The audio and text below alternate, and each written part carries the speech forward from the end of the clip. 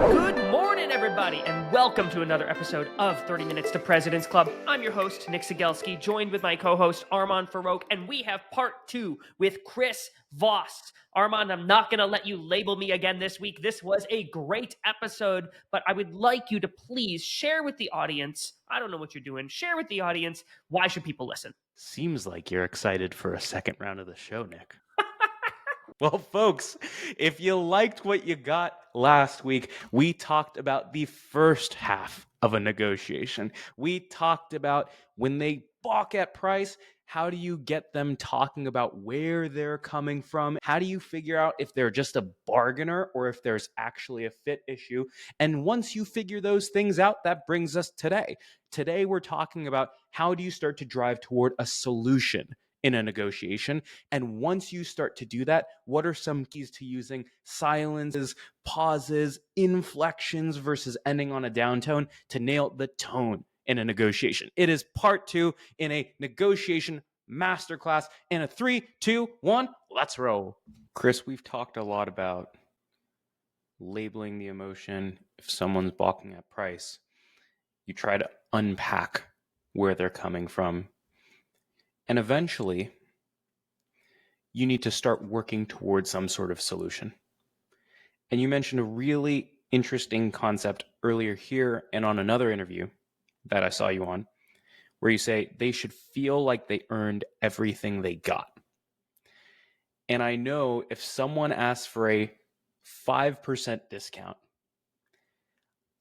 even if I know I can give them a 5% discount, what I should not do is say, sure, let's end the deal. Because they're going to be wondering, could I have gotten 10? Could I have gotten 15? Could I have gotten 20?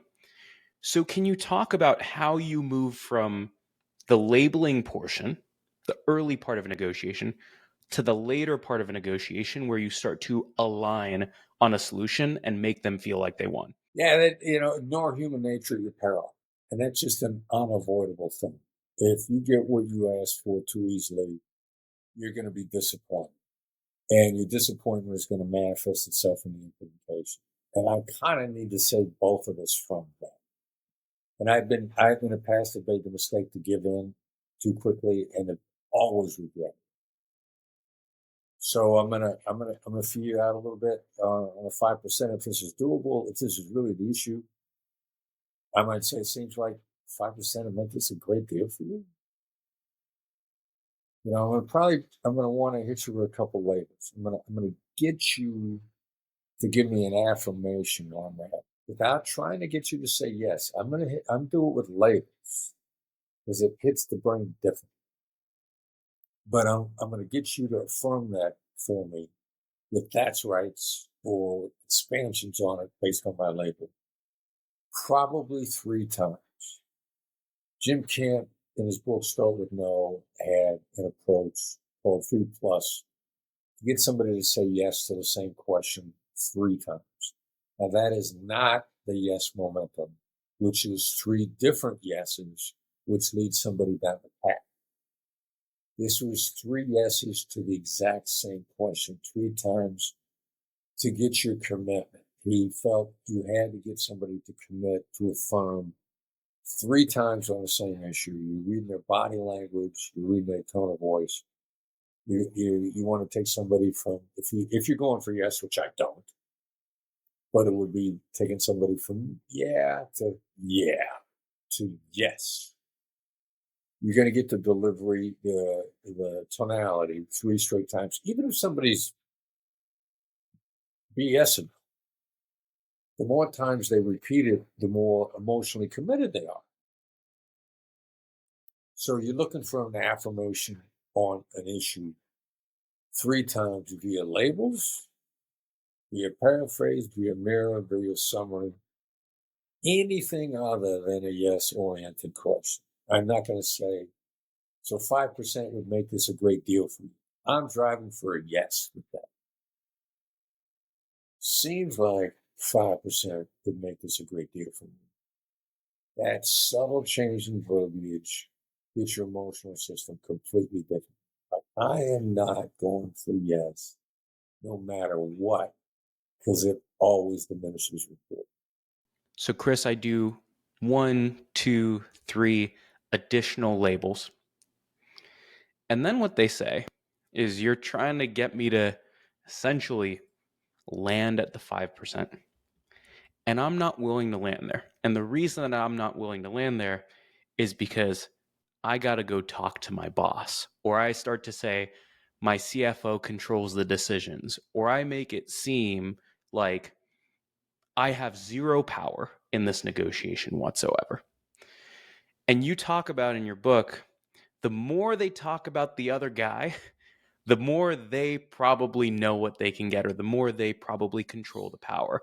And that's oftentimes true in sales, is our buyers are primed with the price that they need to get, or what gets them a yes in a negotiation. So when someone starts talking about their manager or their CFO making all the decisions for them, what do I do from there? And I'm gonna let you roll with it. I'm never gonna want you, because it also may be the strength of your pitch. Like, you know that you're going to carry the day with your manager, with your CFO, based on how you pitch it. And you know that you got to work hard for this. And you know you got to put in the time. You know, you probably, if you're actually making the deal and you're not playing me for the rabbit, you know, I'm not a competing bid, then I'm not going to pressure you for it. We need to let the clock tick a little bit. Cool. You need to put in another day. It's not close enough to the end of the week, to the month, or the quarter, depending upon how you're being judged internally.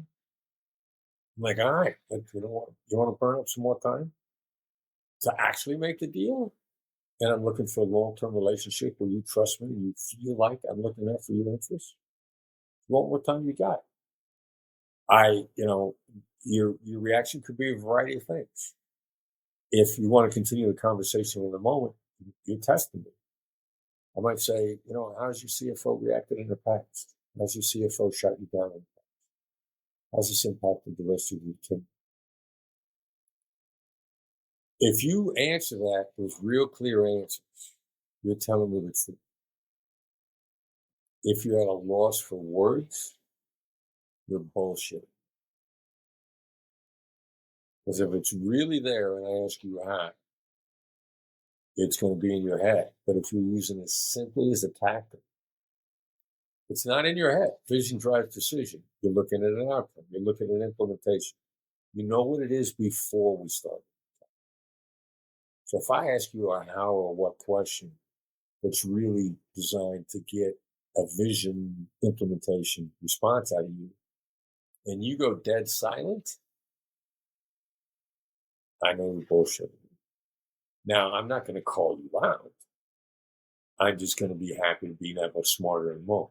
One of the things you talked about earlier was giving the buyer the no slowly so that they're not surprised. And if I think about some of the deals that I've sold and the negotiations I've been through, my buyers typically don't grant me the same courtesy. And a lot of times I get smacked out of the blue with a firm no, or a last minute ask for a concession, or I feel like I have the deal done. They've been giving signals and they almost like switch into this negotiation mode.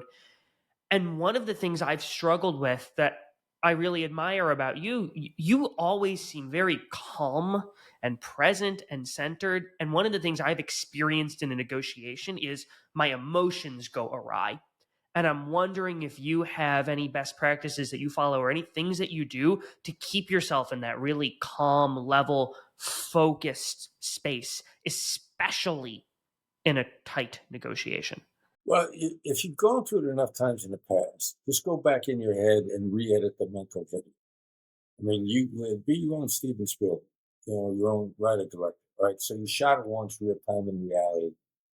You got that memory in your head, and you run it again, and you run it the same way. What that is a rehearsal to do it again wrong. Now you can go back in and override the video in your head. You can go back in and imagine yourself being cool and calm. And this is actually a characteristic of all of the great world champion athletes. They're running the video in their head over and over again. I heard it once referred to as visioning, and they're imagining the game winning shot. they're imagining the game-winning putt or the some 300-yard drive. When they were it's that hole that they hit it into the water last time they were there, if you want the golf analogy. They go in, and when they're getting ready to set up and hit it in real life again, if they're replaying the video of them hitting it in the water in their head before they hit the ball, it's probably going in the water. But if they're replaying a vision in their head of it hitting the green, it increases the chance that it's hitting the green. So you can go back in those moments where you wish you would have performed better and re-edit the video in your head and imagine yourself calmly reacting. Imagine hearing yourself saying things with a calm tone of voice. The interesting thing the neuroscientists have picked up for us, the voice in our head activates many of the same neural mechanisms of actually speaking. If you imagine yourself saying it properly, it's pretty close to actually practicing saying it properly.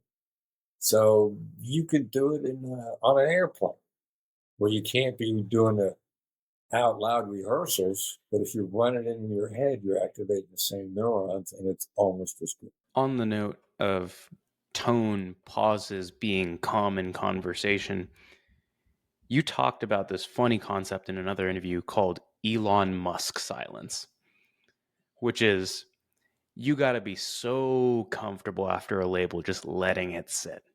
Right.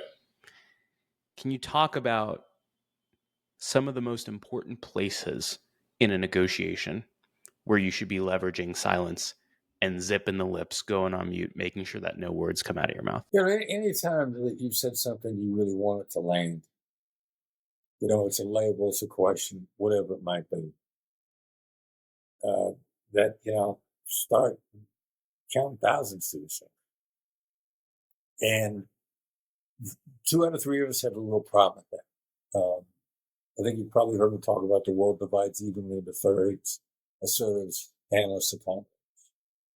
The assertives and the accommodators struggle keeping their mouth shut for vastly different reasons. And I'm doing an interview recently, Camille Vasquez, with Johnny Depp attorney. Got her as a guest on a thing we do on Fireside, which is an interactive social media app, live interactive. It's kind of cool. And I just wasn't waiting long. And I'd ask Camille a question, or I'd say something to her to get a response. And she'd be contemplating it. And, I wasn't keep my mouth shut long enough. And I'd wait for about the count of 2. And if she didn't answer, I'd start talking again. We both started talking at the same time. Like, God, I got to keep my mouth shut. I'm not waiting long for her to respond. So it's a struggle. Now, the one person that loves silence and loves keeping her mouth shut is the analyst. And the Elon Musk thing that I referred to, he's getting interviewed by Lex Friedman. Lex is an analyst. And on another show, Lex was talking about silence. Now, he feels intimacy in silence. Like if you can sit there in silence with Lex, he's talking about he feels connected to you. He feels silence is a shared intimacy. And that is vastly different than the way the assertives and the accommodators interpret. And listening to Lex talk about that, it never occurred to me that you'd feel a shared bonding moment if I could keep my mouth shut. So anytime you want something to land, give it time. Let it sink in. Don't panic like I was panicking with me. One thing that I've noticed you do, especially when you are using the tool that you have of your different tonality, is you do different things with your body language. Like when you asked the question earlier where you had that uptone right at the very end where you asked a question, you sort of cocked your head to the side and your eyebrows sort of raised. And I'm wondering if you can talk about some of the specific things you do with body language, maybe actually starting with this piece of silence, like when you're being exactly quiet. I get you're counting the thousands in your head. Like, what do? Do you just look down? Do you pretend to take notes? Do you drink water? Like, how do you hold that silence? And then what are some other body language best practices you have? Yeah, it's a great question on silence. I'd have to think about that for a little while. I mean, maybe it's just physically being still, because Your body language can help manifest your tonality. And with practice, you kind of get that. And so if you want to be in silence, my first guess is probably just remain as still as you possibly can. Now, inflection. Particularly, you want to downward inflect, all you got to do is drop the chin. You get that question a lot with women or people who have higher voices. Like, I don't have the late night FM DJ voice. I don't have the deep bass voice. I don't have your voice. I don't have Andrew Huberman's voice. I don't have The Rock's voice. Any of these guys with these deep voices. That's not the same as a downward inflection, and you can override your tone by just dropping your chin.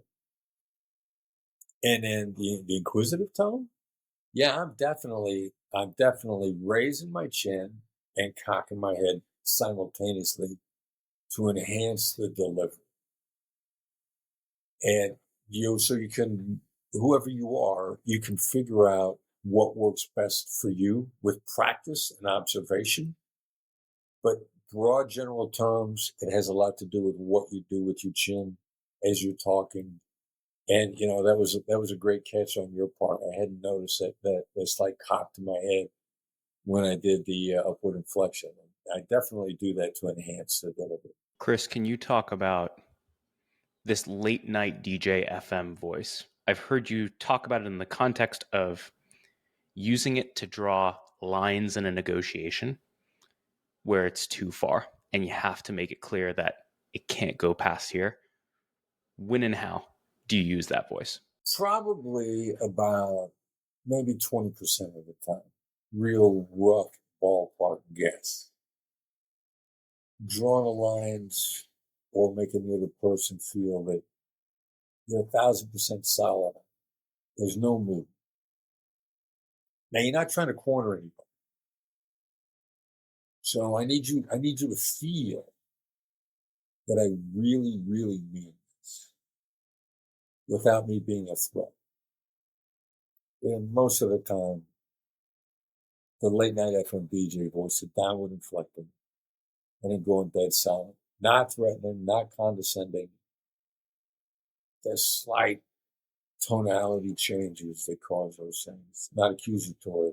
Just, what, this is the way that, which is, I'm good with you, leaving it. But it's a way to express take it or leave it without making somebody feel cornered. With it, my intent when I do that is also, look, if this doesn't work for you, no hard feelings. But this is what I need for this to be a great deal. So that I'm going to want to continue. So yeah, probably maybe 20% of the time, maybe even less. But it's got to be in your arsenal because you need to let people know when you're firm without making them feel attacked, without making them feel cornered, without making them feel it's an ultimate, take it or leave it. It probably isn't take it or leave it. But if it feels like an ultimatum and you're the type that gets triggered, challenged easily, that's not in either of our interests for me to challenge. In fact, counter. If I'm someone who's newer to using this late night DJ voice, what are some of the cues or things that I should be intentionally doing to be able to get it from myself? Like, how do I actually do it when you're teaching it to someone? Yeah, maybe take a deep breath in advance, or, a slight hesitation, sort of gather yourself up so that you feel solid. Intention has a smile. Your inner voice betrays your outer voice. Let yourself feel solid. It's got to be genuine that you are solid and you're firm. It's not a tactic. If it's disingenuous, it's going to come out in the long run, and you're going to condition people that you can't be trusted. You got to really mean your walkaways, and it may be part of a walkaway, or may be part of an immovable point. If I got an immovable point or an immovable problem, I'm going to want you to volunteer to solve it. I'm not going to ask you to solve it. I'm going to want you to volunteer to solve it. and I'm going to want you to have the freedom to solve it or not, which increases the chances that you're going to volunteer to do it because it's an autonomy issue. So calibrated in that context, I guess is what I'm driving. If I can give the audience a 1-2 punch using two of the concepts from this interview that have worked really well for me, is it's on the walk away, where a lot of times a tough procurement person or a tough CFO, they'll be pushing you into the corner on the $50,000 discount. And oftentimes the first thing that I'll hit them with is the late night DJ FM voice, where I'll say, I'm sorry, I just know we can't do a 50K discount. And you start there and you let the silence sit. And then you transition to a label where you might say seems like or sounds like it's not even worth me going back and talking to the team around what we could do moving forward. And so you call the bluff on the walkaway and you basically say, I guess it doesn't even make sense for me to come back with a solution at all. And when you do that, you draw the line and you put the ball in their court to do the final walkaway. Because oftentimes the buyer has no risk with doing the first walkaway, but you make it clear that if they walk away, the interaction is actually finished. Yeah, I like that a lot. In a lot of other ways, I always want you to have a decision to walk away. And we mean it. So I like where that shifts the burden of the decision making versus this is over or moving forward. And I like shifting the burden of the problem onto the person that's causing the problem. That's you're going to cause it. I'm going to shift the burden to solution over on. Chris, thank you for joining us. We are unfortunately running out of time, and so we have to move to our final question.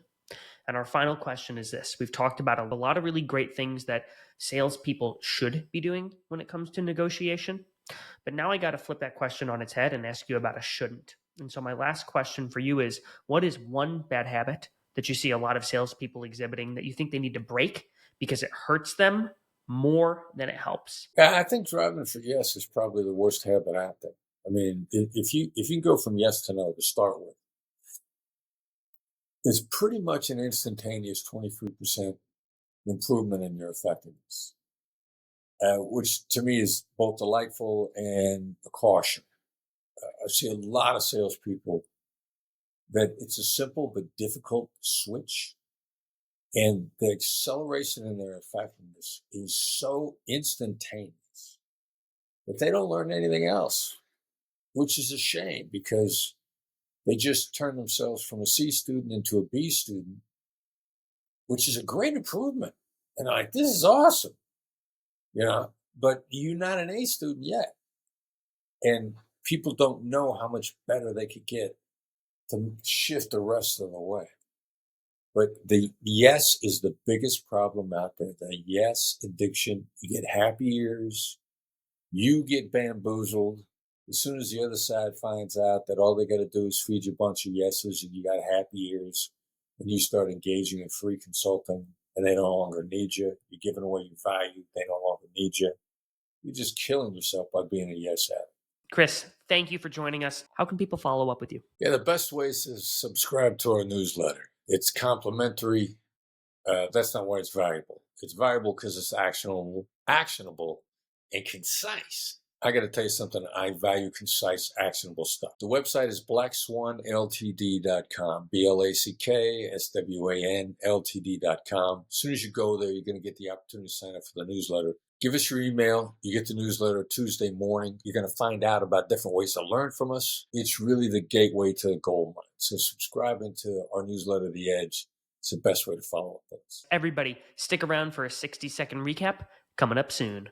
Your top 4 actionable takeaways from this part 2 with Chris Voss. Number 1, you, when responding to another party's asks in a negotiation, should not go off on your own and then come back with a full built-out response to the prospect's demands, asks, requests, etc. And the reason for that is if you are not co-creating the solution to a commercial agreement, there are two problems. Problem number one is you are creating a response with imperfect information, which you are never going to have perfect information, but you're going to come back and you're going to slightly miss.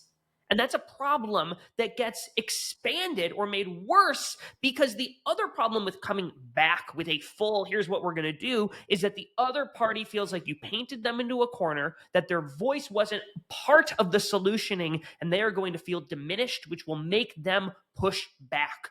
So don't do that. Number two, if your prospect is doing something that you actually like, maybe they're working really hard at wrangling stakeholders, or they've been really communicative recently, or they responded to a negotiation or an offer of yours in a moderately generous way, label the good thing that they are doing. That will give them affirmation that the behavior they're doing right now is good and make them do more of that good thing. It is small, but it is powerful for getting an intended behavior out of your prospect. Number 3, if you get the sense that you're aligning on a solution, don't just say, yep, I can do that deal and run away, because they're going to think that they could have gotten more out of you. Hit them with another label. You might say, sounds like 5% would be a good deal for you. And you want to use an uptone inflection on that one. And then lastly, number 4, use the late night DJ FM voice to draw lines. One of the best ways you can do that is if there's a walk away line and you could say, look, there's just no way that I can give you a $50K discount. Alrighty, Nick, that is the end of an amazing 2-part special. Can you tell folks what they can do to help us out here? Well, Armand, I do happen to have something in mind. One of the things we talked about in this episode was how Chris uses body language in a negotiation and how he uses his body language to get a certain tone out of himself using his chin position. And it's one thing to hear it on a podcast. It's another to see how he actually does it. And if you're someone who likes seeing us, I don't know why anyone would want to look at our ugly mugs, Armand, but if you're actually interested in seeing the guests, we are starting to put 30 Minutes to President's Club episodes on YouTube. And so this episode is on YouTube. There is a link in the show notes if you want to see this episode. Go check it out. I promise Armand and I will try to look more presentable, but Chris looks great and he really has some effective stuff that I recommend you watch. Thanks for watching or listening, and we'll see you next week on 30 Minutes to President's Club.